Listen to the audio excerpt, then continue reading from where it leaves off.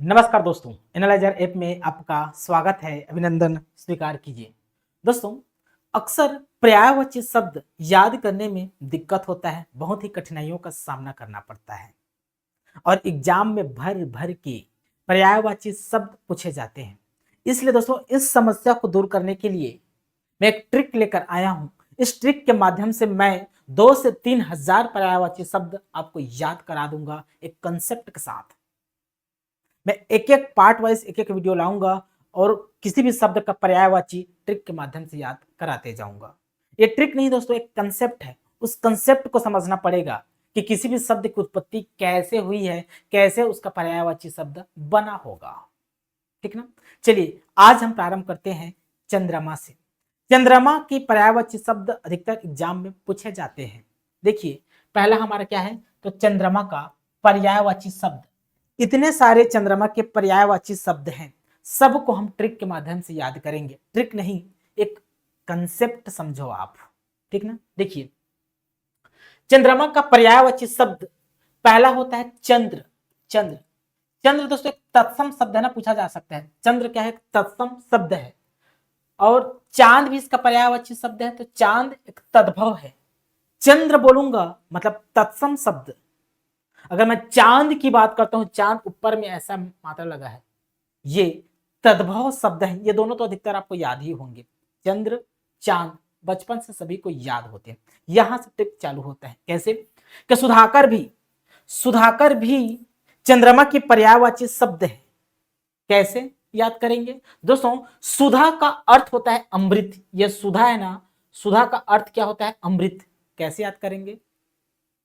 तो दोस्तों, जो एक त्योहार होता है जिसमें चंद्रमा के सामने खीर रखा जाता है ना जी, खीर क्या पूर्णिमा बोलते हैं उसको, मैं भूल गया।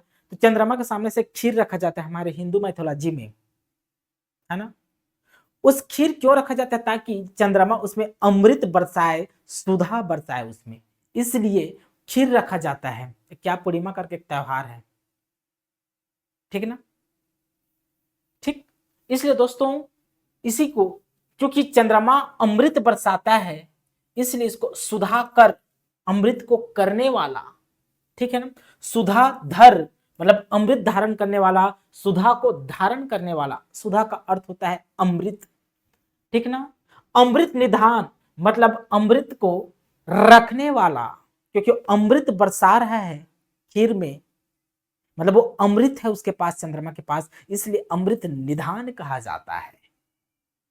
सुधा कर कहा जाता है, सुधाधर कहा जाता है, क्योंकि अमृत को वो धारण करता है, तभी तो खीर में अमृत बरसाएगा ना। ठीक। निशाकर, निशाकर, निशा का अर्थ होता है रात, रात का कारण बनने वाला, रात को करने वाला। निशाकर मतलब चंद्रमा, निशाकर। छपाकर, छपा का अर्थ होता है रात, छपा रात का पर्यायवाची है। तो छपा को करने वाला अर्थात रात को करने वाला कौन? तो चंद्रमा है। रात का कारण कौन बनता है? तो चंद्रमा है। तो छपा शब्द से याद रखें दोस्तों, छपा रात का पर्यायवाची है और निशा भी रात का पर्यायवाची है। तमोहर, तमोहर शक्तिमान देखे होंगे, शक्तिमान में तमराज किल्विस अर्थात अंधेरों का राजा। तमा मतलब होता है दोस्तों, तमा मतलब होता है अंधेरा, और अंधेरा को हरने वाला को कहा जाता है तमोहर। तमोहर मतलब अंधेरा को हरता कौन है? तो चंद्रमा हरता है, इसलिए चंद्रमा को तमोहर कहा जाता है, तमोहर। राइट। इधर देखिए, राकेश, राकेश, राकेश राका शब्द से बना है, राका। जैसे भागम भाग मूवी जिसमें हाका कहा जाता है, उसी प्रकार यह राका है। राका में मैं इस जोड़ दूंगा तो राकेश हो जाएगा। राका आपके अंधेरा, अंधेरा का, रात का पर्यायवाची है राका। इसके लिए एक ट्रिक है, कंसेप्ट याद रखना। कंसेप्ट क्या है देखिए आप, याद रखना, रात बोले या तारा बोले, रात या तारा के पर्यायवाची शब्द में, रात या तारा के पर्यायवाची शब्द में यदि मैं इस शब्द जोड़ दूं, इंद्र शब्द जोड़ दूं, नाथ शब्द, स्वामी शब्द, पति शब्द, ईश्वर शब्द राज शब्द में जोड़ दूंगा तो वह चंद्रमा का पर्यायवाची शब्द बन जाता है। जैसे जैसे रात को हम क्या कहते हैं, रजनी कहते हैं। रजनीगंधा नहीं है ना जी, रात का पर्यायवाची क्या है, रजनी, है ना। रजनी में मैं इस जोड़ दूंगा, क्या, इस, तो क्या बन गया ये, तो रजनीश बन गया, रजनीश। ये रजनीश मेरे प्यारे बच्चों चंद्रमा का पर्यायवाची है, चंद्रमा का पर्यायवाची रजनीश है। उसी प्रकार दोस्तों तारा, स्टार जी, स्टार, तारा के पर्यायवाची जितने भी पर्यायवाची शब्द होते हैं उसमें मैं यह शब्द जोड़ दूंगा तो चंद्रमा का पर्यायवाची बन जाएगा। चलिए समझते हैं, ये कंसेप्ट है, कंसेप्ट 1 याद रखना है। चलिए क्या है यहां तक, तो राका, जो राका है, ये राका का अर्थ क्या होता है, राका का अर्थ होता है दोस्तों रात। तो रात में राका में मैं इस जोड़ दिया तो बन गया राकेश, राकेश मतलब चंद्रमा, राइट। राकापति, तो राका मतलब किसका पर्यायवाची है दोस्तों, तो राका का मतलब होता है रात, रात का पति कौन, तो चंद्रमा, राकापति, रात का पति अर्थात चंद्रमा, राइट। निशानाथ, निशा रात की पर्यायवाची है, निशा रात की पर्यायवाची है, इस निशा में मैं नाथ शब्द जोड़ दिया, ये चंद्रमा बन जाएगा, निशानाथ अर्थात चंद्रमा, राइट। उसी प्रकार दोस्तों महताब, महताब शब्द ये अरबी शब्द है, मह का अर्थ होता है रात, मह शब्द का अर्थ होता है क्या, रात, मह का ताब, महताब, महताब चंद्रमा का पर्यायवाची। उसी प्रकार आफताब होता है, एक शब्द आफताब होता है, आफताब, आप का अर्थ होता है क्या दोस्तों, दिन, आप क्या होता है, दिन, मतलब दिन का ताब मतलब सूर्य, सूर्य का पर्यायवाची आफताब होता है, आफताब। महताब चंद्रमा की पर्यायवाची, राइट। तार, तारकेश्वर, जिसे तार मतलब तारा, तारा में मैं ईश्वर शब्द, तारक में मैं ईश्वर शब्द जोड़ दिया, ये तारकेश्वर बन गया, तारकेश्वर, तारकेश्वर आपके चंद्रमा की पर्यायवाची है। तारा, तारा की पति, तारापति मतलब चंद्रमा, नक्षत्र तारा को ही बोला जाता है, नक्षत्र तारा को ही बोला जाता है अर्थात नक्षत्र, नक्षत्रेश अर्थात चंद्रमा। इसको ऐसे भी याद कर सकते हैं, जैसे तारा है, आसमान में तारा होते हैं और सबसे बड़ा चंद्रमा है, तो इन तारों का ईश्वर चंद्रमा, इन तारों का ईश्वर चंद्रमा मतलब तारकेश्वर। आसमान में तारा है, तारा के सबसे बड़ा कौन है, चंद्रमा है, तो इन तारों का पति चंद्रमा मतलब तारापति, ठीक। नक्षत्र, आसमान जो नक्षत्र है वो तारा है, उस तारा का ईश्वर चंद्रमा अर्थात नक्षत्रेश, नक्षत्रेश। उसी प्रकार दोस्तों ससधर, ससधर, ठीक ना, एक डायग्राम के माध्यम से समझते हैं। जैसे दोस्तों रात में आप देखेंगे तो ये चंद्रमा ऐसे गोल होता है, ये गोल आपको ये चंद्रमा आपको सफेद दिखाई देते हैं।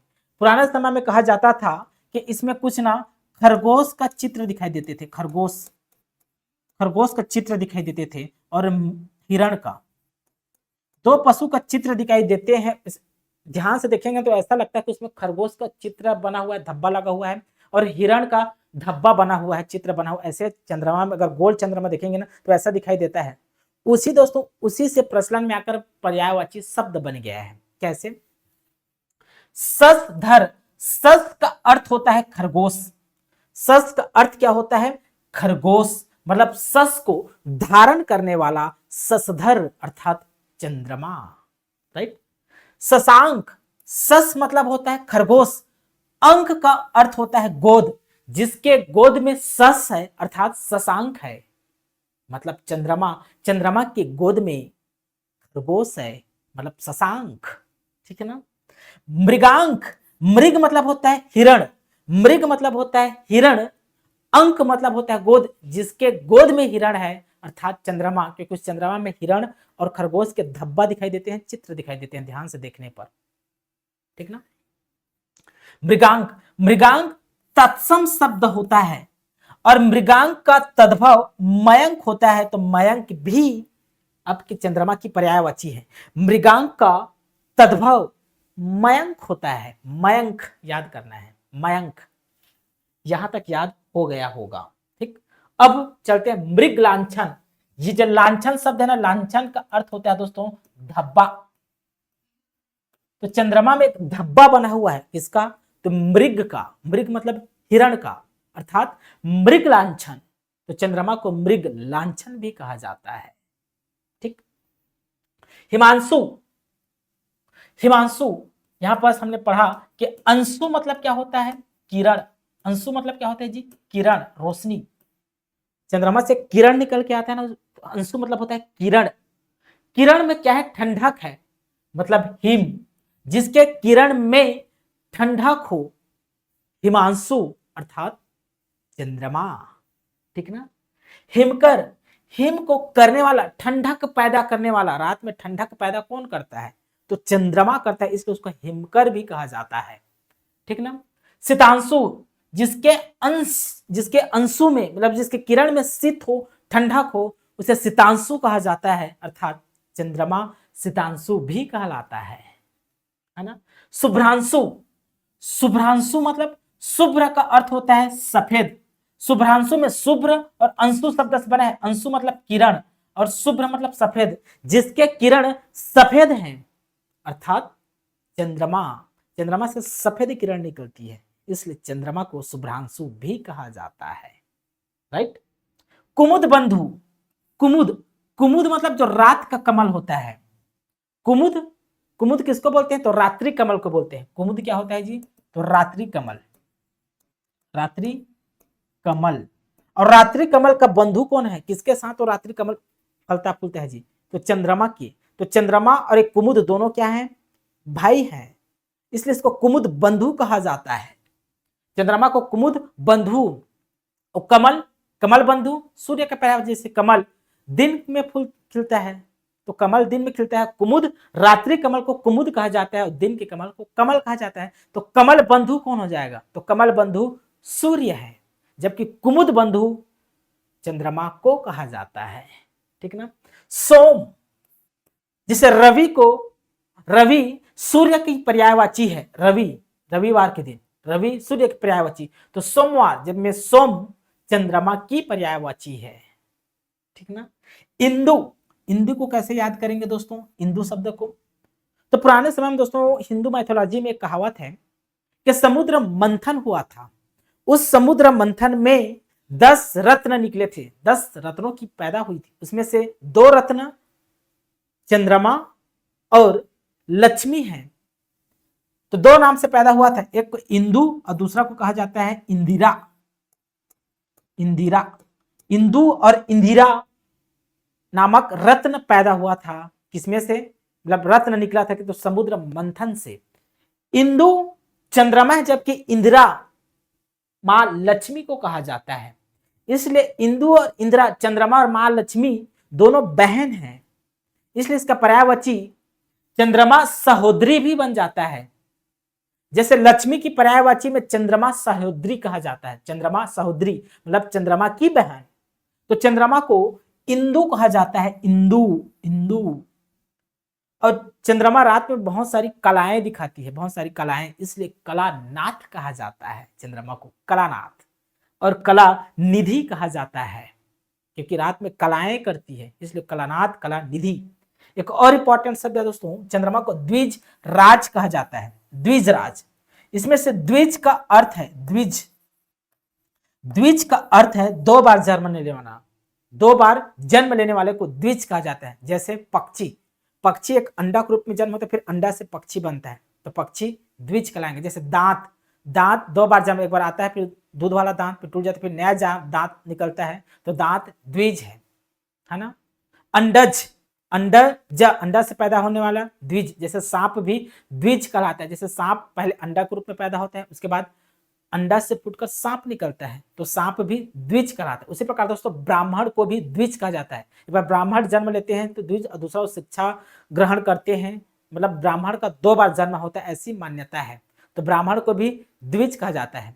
और ब्राह्मणों का राजा चंद्रमा को कहा जाता है। ब्राह्मणों का राजा चंद्रमा, इसलिए चंद्रमा को द्विज राज कहा जाता है। यहाँ पर द्विज का अर्थ ब्राह्मण है और द्विज राज अर्थात ब्राह्मणों का राजा, इसलिए चंद्रमा को द्विज राज भी कहा जाता है। ठीक ना। फिर मिलेंगे दोस्तों एक नए शब्द के साथ, चांदनी शब्द के साथ मिलेंगे और ऐसे ट्रिक के माध्यम से, कंसेप्ट के माध्यम से एक एक पर्यायवाची को डील करेंगे ताकि आपको याद हो जाए। अच्छा लगा हो तो वीडियो को लाइक कीजिए, चैनल को सब्सक्राइब कीजिए और दोस्तों हमारे वीडियो को शेयर कीजिए। ठीक ना। ऐसे ट्रिक लेकर आऊंगा, आपको आसानी से याद हो जाएगा चुटकियों में, और उसके कंसेप्ट को हम समझेंगे कोई भी शब्द पर्यायवाची कैसे बनता है। बहुत बहुत धन्यवाद। Thank you.